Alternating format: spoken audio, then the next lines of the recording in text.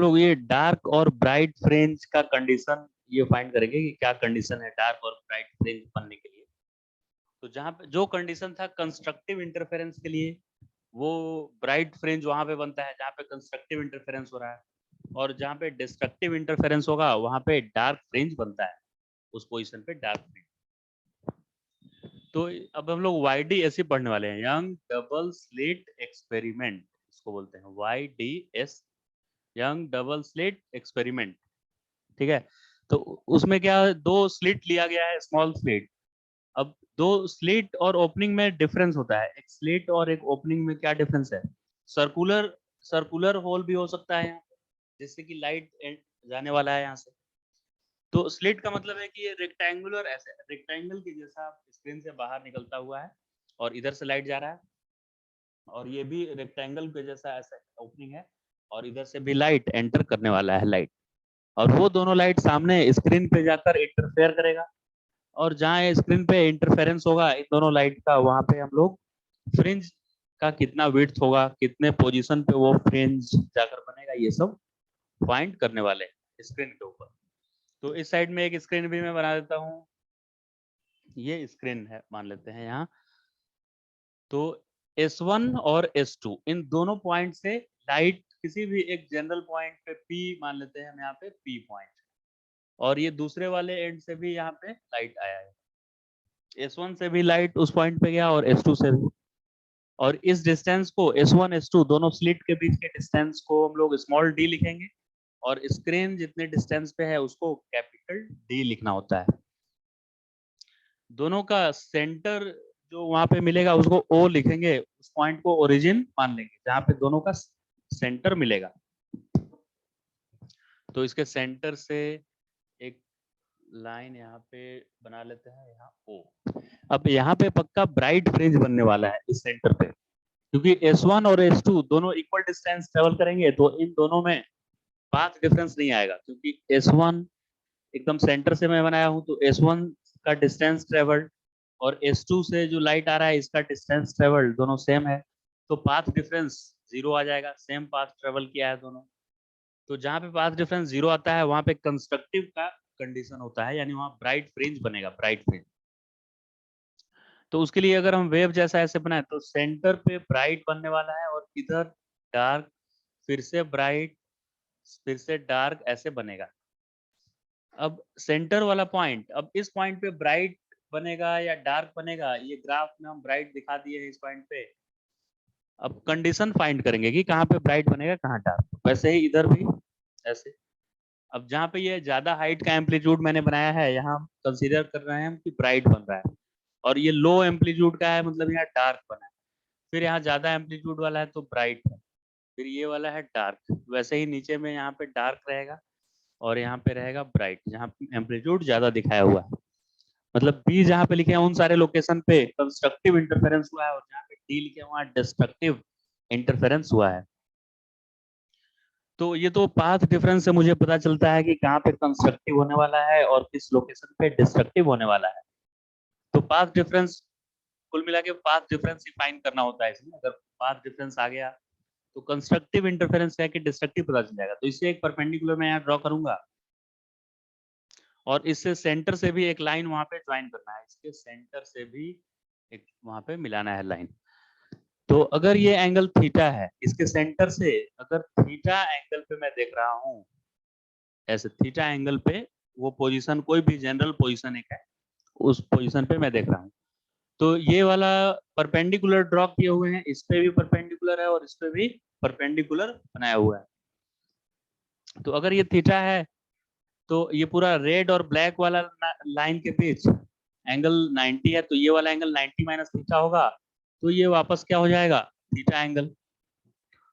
तो वैसे ही अगर ये थीटा एंगल है और ये साइड डी है, तो ये वाला साइड आराम से निकाल सकते हैं, ये हाइपोटेनियस है और ये परपेंडिकुलर, तो डी साइन थीटा ये वाला साइड आएगा।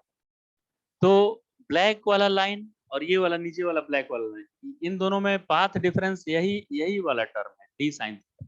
ये डी साइन थीटा थोड़ा एक्स्ट्रा किया है, ये जितना ट्रेवल किया डिस्टेंस और ये जितना ट्रेवल किया उसमें डी साइन थीटा ये ज्यादा किया है नीचे वाला। तो मैं यहाँ पे लिख सकता हूँ पाथ डिफरेंस इक्वल टू दोनों लाइट में S1 से जो लाइट आया और S2 से, उन दोनों में पाथ डिफरेंस है d sin थीटा। सिंपल है एकदम। पाथ डिफरेंस दोनों वेव के बीच कितना है? d sin थीटा है पाथ डिफरेंस। तो अगर ये पाथ डिफरेंस, मुझे फर्स्ट वाला डार्क अगर चाहिए, पहला डार्क, सेंटर वाला तो ब्राइट है मुझे पता है, मुझे पता करना है कि ये फर्स्ट वाला डार्क ये कितने हाइट पे मिला है, यानी y d1 लिख देते हैं। पहले वाले डार्क का पोजीशन स्क्रीन पे कितना है सेंट्रल मैक्सिमा से। तो पहली बार मिनिमम मिलने के लिए dx का कंडीशन था लैम्डा बाई 2, है कि नहीं? फर्स्ट टाइम डार्क कब मिला था? जब दोनों वेव के बीच लैम्डा बाई 2 का पाथ डिफरेंस था। और दूसरी बार डार्क सेकेंड टाइम कब मिला था डार्क? जब दोनों इंटरफेयरिंग वेव के बीच का पाथ डिफरेंस 3 लैम्डा बाई 5 था। 3 लैम्डा बाई 5 नहीं, 3 लैम्डा बाई 2। फर्स्ट टाइम था लैम्डा बाई 2, फिर दूसरी बार डार्क मिला था जब पाथ डिफरेंस 3 लैम्डा बाई 2 था, फिर 5 लैम्डा बाई 2, फिर 7 लैम्डा बाई 2, ऐसे मिल रहा था। तो सबसे पहली बार डार्क मिलता है जब पाथ डिफरेंस लैम्डा बाई 2 होता है। तो सेंट्रल ब्राइट के बाद पहली बार डार्क मिलेगा इतने पे। तो पाथ डिफरेंस को मैं लिखूंगा यहाँ से d sin theta equal to lambda by 2, ये लिख दिया मैंने। अब स्मॉल एंगल के लिए, for small angle we can write sin theta equal to theta, और we can also write tan theta. तो for small angle, for small angle, ये स्क्रीन और स्लिट्स के बीच काफी ज्यादा डिस्टेंस होता है, तो ये सेंटर के आसपास ही सारे फ्रिंजेस मिलते हैं मुझे। तो बहुत लार्ज डिस्टेंस है और एंगल होता है ये स्मॉल। स्मॉल एंगल के लिए मैं इसको डायरेक्ट d tan थीटा भी, या d ओनली थीटा, और ओनली थीटा को tan थीटा भी लिख सकता हूँ। तो ये स्टेप ध्यान रखना है, यहाँ से यहाँ साइन के बाद tan कर देना है, ये याद रखना है। क्योंकि स्मॉल एंगल के लिए साइन थीटा भी थीटा होता है, tan थीटा भी थीटा ही होता है। तो अब tan थीटा का फॉर्मूला यहाँ से देखिए, tan थीटा का क्या फॉर्मूला है? अगर मैं पहले डार्क को यहाँ से लगाया और ये वाला एंगल थीटा होता, तो tan थीटा होता y अपॉन ये रेड वाला लाइन। तो tan थीटा का वैल्यू होता y, डार्क पहला वाला डार्क का हाइट सेंटर से, और डिवाइडेड बाय कैपिटल D। ये रेड वाले लाइन का डिस्टेंस कितना है? कैपिटल D है ये, और ये y1 था। तो tan theta perpendicular upon base, यानी कि फर्स्ट वाले डार्क का पोजीशन अपॉन ये d हो गया लैम्डा बाई 2। तो इससे मुझे आराम से देखिए d1 मिल गया, कि पहला बार डार्क जो मिला d1 मुझे, वो d lambda by 2d distance पे मिला, capital D lambda by 2 small d distance पे क्या मिल गया? पहली बार डार्क मिला यहाँ पे, फर्स्ट डार्क यहाँ पे मिल गया है। अच्छा, फर्स्ट डार्क यहाँ मिला है इतने डिस्टेंस पे, तो नीचे वाला डार्क भी उतने ही डिस्टेंस पे होगा। इधर वाला फिर से एक डार्क मिला होगा नीचे, इसको भी वन ही बोलते हैं नीचे वाले को। तो इतने को फ्रिंज विड्थ बोलेंगे। एक डार्क से दूसरे डार्क के बीच क्या होगा? थोड़ा सा लाइट होगा, इधर थोड़ा और लाइट होगा, यहाँ पे सबसे ज्यादा ब्राइटनेस होगा, यहाँ पे क्या होगा? Maximum brightness. और ये ब्राइटनेस धीरे धीरे कम होकर डार्क हो गया। तो टू कंसेक्यूटिव डार्क के बीच के डिस्टेंस को बोलते हैं फ्रिंज विड्थ।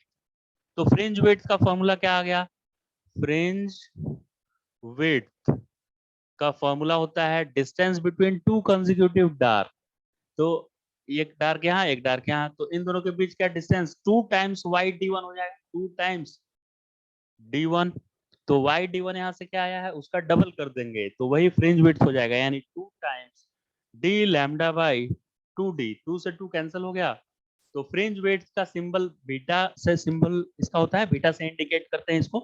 तो फ्रिंज विड्थ का फॉर्मूला हो गया capital D lambda upon small d, यानी जो ब्राइट फ्रिंज मिलेगा वो इतने विड्थ का मिलेगा। यहाँ पे दो डार्क के बीच के डिस्टेंस को ही क्या बोलते हैं? Fringe width. तो फ्रिंज विड्थ का ये फॉर्मूला याद रखना है, इस पर न्यूमेरिकल भी आता है।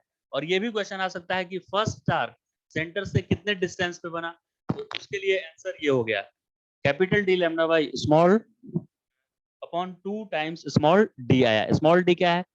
दोनों स्लिट्स के बीच का डिस्टेंस है, और कैपिटल D है स्लिट एंड स्क्रीन के बीच का distance, and lambda is wavelength of light. जिस लाइट का इंटरफेरेंस करा रहे हैं उसका वेवलेंथ है लैम्डा। क्लियर हो गया? तो अभी जो हमने पढ़ा उसमें एक न्यूमेरिकल भी यहाँ पे इसका कर लिया, हम कैसे फ्रिंज विड्थ फाइंड करेंगे।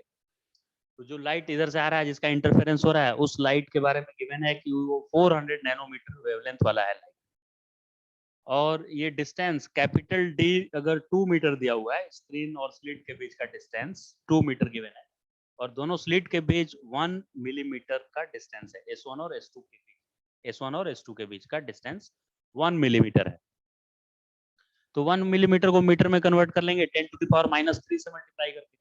तो बीटा फ्रिंज विड्थ का फॉर्मूला है capital D lambda by small D. Capital D distance दिया हुआ था 2 मीटर, तो 2 मैंने रख दिया। वेवलेंथ इज 400 नैनोमीटर, तो 400 nano means 10 to the power -9। Prefix सही है, नैनो का मतलब होता है 10 टू द पावर -9। और डिस्टेंस बिटवीन स्लिट है 1 मिलीमीटर, तो मीटर में कन्वर्ट करने के लिए 10 टू द पावर -3 से मल्टीप्लाई कर लिए। सिंप्लीफाई करने पे beta equal to 8 into 10 to the power -4 metre आया, और मिलीमीटर में 0.8 मिलीमीटर आंसर हो गया। तो फ्रिंज वेट 0.8 मिलीमीटर आया इसका। इस तरह से आप इंटरफेरेंस के न्यूमेरिकल्स को सॉल्व कर सकते हैं, जैसा मैंने यहाँ पे किया। और ये भी फाइंड कर सकते हैं कि first dark fringe central bright से कितने डिस्टेंस पे बनेगा, फिर ये ब्राइट कितने डिस्टेंस पे बनेगा, ये डार्क कितने डिस्टेंस पे बनेगा। इस डार्क के लिए अगली बार मुझे क्या करना पड़ेगा, लैम्डा बाई 2 की जगह पर 3 लैम्डा बाई 2 रखना पड़ेगा, और बाकी सेम प्रोसेस फॉलो करेंगे। तो ये दूसरा वाला डार्क भी सेंट्रल ब्राइट से कितने हाइट पे है स्क्रीन पे, ये भी हम फाइंड कर सकते हैं इस तरह से। ठीक है, क्लियर होगा ये सब।